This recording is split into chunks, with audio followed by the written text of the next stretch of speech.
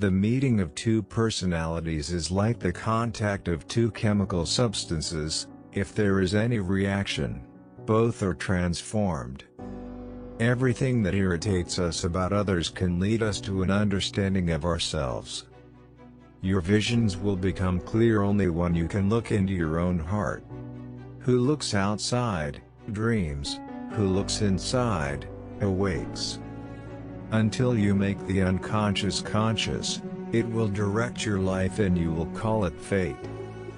You are what you do, not what you say you'll do.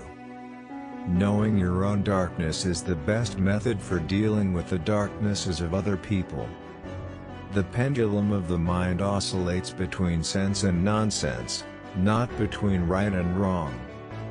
Every form of addiction is bad, no matter whether the narcotic be alcohol, morphine or idealism.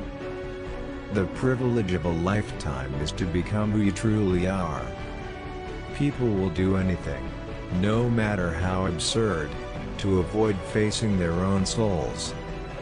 The most terrifying thing is to accept oneself completely. There's no coming to consciousness without pain. One does not become enlightened by imagining figures of light, but by making the darkness conscious. No tree, it is said, can grow to heaven unless its roots reach down to hell.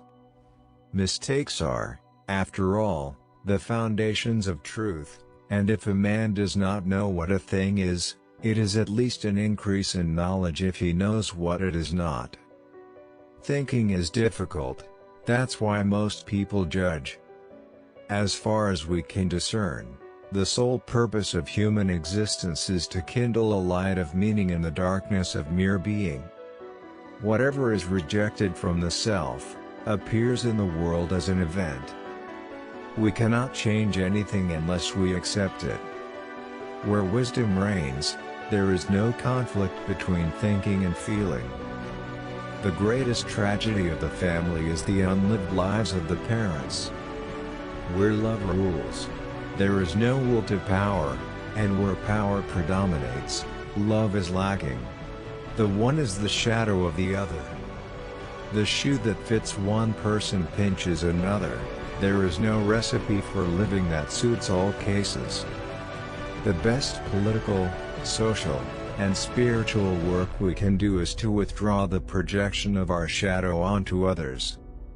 The first half of life is devoted to forming a healthy ego, the second half is going inward and letting go of it. Nothing has a stronger influence psychologically on their environment and especially on their children than the unlived life of the parent. Wholeness is not achieved by cutting off a portion of one's being, but by integration of the contraries. Every human life contains a potential. If that potential is not fulfilled, then that life was wasted.